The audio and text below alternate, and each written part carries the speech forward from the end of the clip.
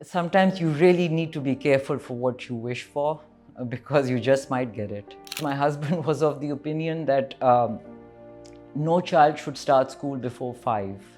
She was diagnosed in June, so she never attended school. She went, she actually never even attended Montessori. She would walk and just fall. The only thing that I kept on thinking was, okay, she's a child, she plays, she runs, she falls, there's a bruise. Not a big deal. And we were just not expecting it. Acute lymphoblastic leukemia.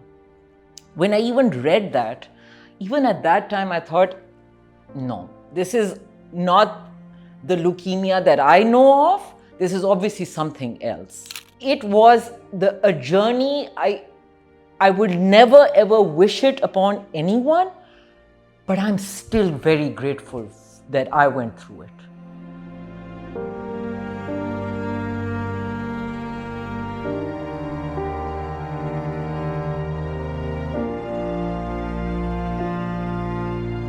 It was actually my mother-in-law who kept on saying that there's something not right.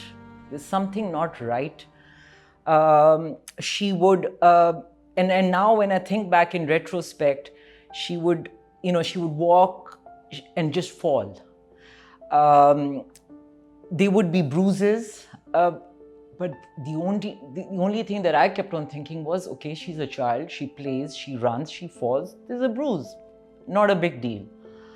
And that's literally what kept on playing in my head, that everything is fine. I mean, there was no fever, there was nothing. And literally just to appease my mother-in-law, and I remember that day so distinctly. It was the 1st of Ramzan, and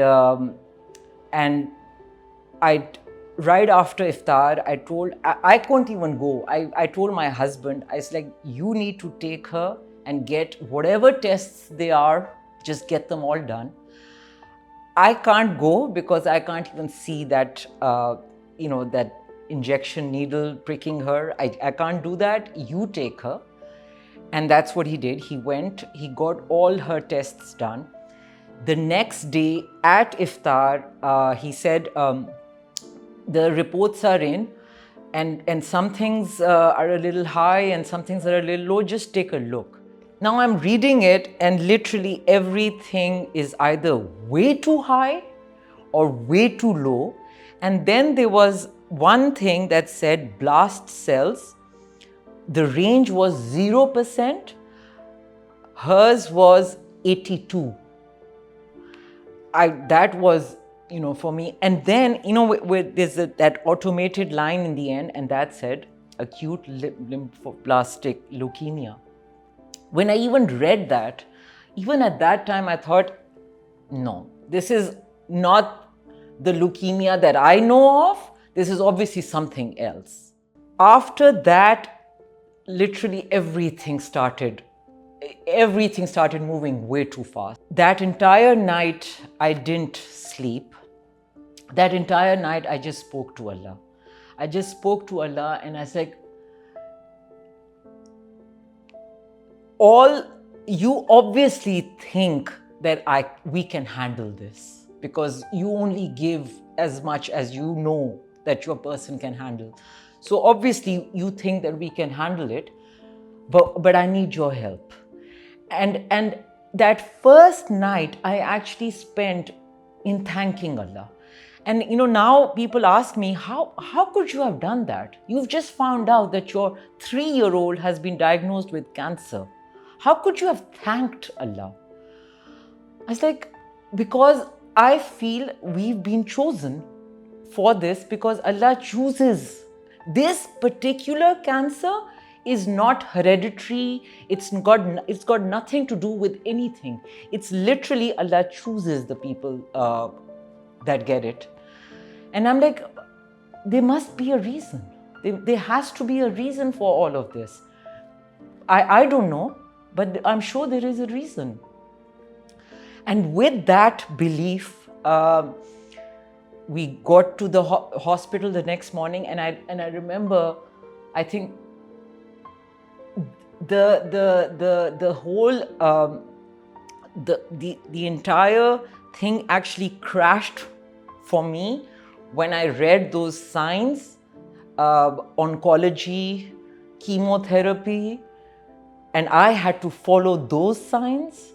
That I think was, for me, was just it just it was just too much. But we did it, alhamdulillah. So what happened was that we did the first cycle of chemo. They called protocols. We did the first protocol. The first protocol was like a month long. We were, I think, at the hospital the entire month. Post that, she came into remission. When she came into remission, now by that time, my husband had done plenty of research. We decided to stop the chemo and pursue homeopathy. We found a homeopath out of India who used to come to, who had cured cancer patients. We actually went and met those cancer patients who had been cured, Pakistani cancer patients who had been cured by her medicines. And they gave us such amazing stories. You know, my very first meeting with her, I just totally fell at ease. I was, loved her. And we started that. When we came back and we told the oncologists here, they said, it'll be back in 6 months. Sure enough, it was. Literally to the date, 6 months, it was back. And it was back with a vengeance. So we went back to our Khan, and this time we did the entire treatment, which is 3 years long. The first year being the very intensive chemo, and then 2 years of maintenance. 2 years of maintenance also includes chemo, but a little, it's more spaced. So we did that. 3 months, full treatment. Alhamdulillah, everything was fine for 5.5 months because it came back. It came back, and at this time, the doctor said there's nothing more we can do. She needs to go in for a bone marrow transplant. At that point, our Khan only did a bone marrow transplant of siblings. Lale, my daughter, has, I have 2 children from my previous marriage, but they need 100% match. Those, my 2 children wouldn't have ever been a 100% match. Allah has the most, everything is so beautifully planned out. We don't see it like that. My husband had formed a company, a trading company in Belarus, Minsk, Belarus. I didn't even know this, that the Chernobyl accident took place on the border of Belarus and Ukraine. Due to that, they saw a lot of cancer. Because they saw a lot of cancer, there was a lot of humanitarian aid that came from all over the world. Their cancer treatment is at par with maybe America, way better than the rest of Europe. So that was an option immediately. My husband, and again, the timings, because he had been doing this for 2 years, he had formed, he had made friends, he knew the place a little bit, he knew even the language a little bit. So one of his very close friends that he had made, his both parents were oncologists. We immediately sent the reports to them. They immediately sent it to the Children's Cancer Hospital. We got a call from them immediately saying, we're all set. You can come, bring your daughter here. While all of this was being planned out, my daughter was, the doctors at our Khan said that, we need to give her a chemo or 2 just to stabilize her condition in order to travel. When they gave her the first chemo, after that she she had this infection which no one could diagnose, and only that infection was just affecting her vital organs and nothing else. Overnight, she was taken into the ICU. Her body stopped working completely. Like, only her eyes moved. She wouldn't even lift her fingers. She was in so much pain. This time, it had even come in her brain. There was excessive fluid in her brain. When they tested that, those cancer cells were even there. So there was a lot of things that was happening. She had swollen up because of the steroids that she had been taking for now good 4 years, and her body just stopped moving, and there's the infection that is only affecting her vital organs. Leukemia is still there, but we had to deal with this. Her condition deteriorated so fast that the doctor said that she needs to be airlifted. She cannot travel commercial. Now, that was arranged. So I remember going from Khan, taking her in a stretcher in the ambulance to the airport where the private jets come. There was the air ambulance there. We took her there. There was an ambulance at the Minsk airport waiting, which took her directly into their ICU. We could only see, she was by then six and a half, around that. We could only see her for 2 hours in a day. New place, new country, new language, new people. My 6.5-year-old, and we could only see her for 2 hours in a day. The fact, and now I see the beauty in all of this, because the fact that she had that excessive fluid in the brain, it was actually a blessing, because she wasn't aware of all that was happening. The fact that she was alone for 22 hours in a day in a totally different new place, I think it helped. That helped. We get lost in the problems, we get lost in the situations. We don't sit back and see the entire picture. And my journey has taught me to do that. Just be grateful for literally everything. When she was there, they couldn't diagnose what was wrong with her, with the infection. Every day we would go there in that 2-hour slot, and I would get this long list of things that were not working, and mostly vital organs that were not working. And after that, our house was very near the hospital, so I would literally walk back home, and when I would be walking back home, I would just be talking to Allah, and I was like, Allah, all that I've heard, white noise, background music. I don't care. I don't care, because I know you are the one who has to heal her, and I know you will. The doctor would say, this isn't working, the heart isn't working, like it's not working, the kidneys or all the vital organs. And then they would give me this minute little hope that the white blood cells that have dropped so drastically have risen by 0.01%. I would literally go back talking to Allah and saying, I'm not listening to the rest of it, but for this, I am grateful with all my being. And I kid you not, every day I would go back, that little hope would be a little bit more.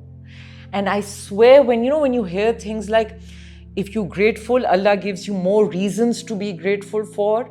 And if you complain, Allah will give you more reasons to complain about. I saw that,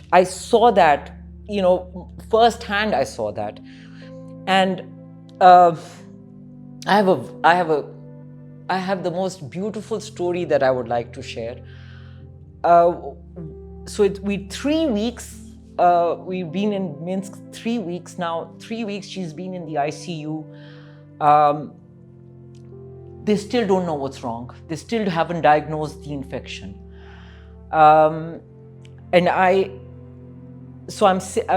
And we could only, one person at a time could see her. So I was actually just waiting for my time. My husband had gone in to see her, so I was waiting outside. While I was waiting outside, I just prayed.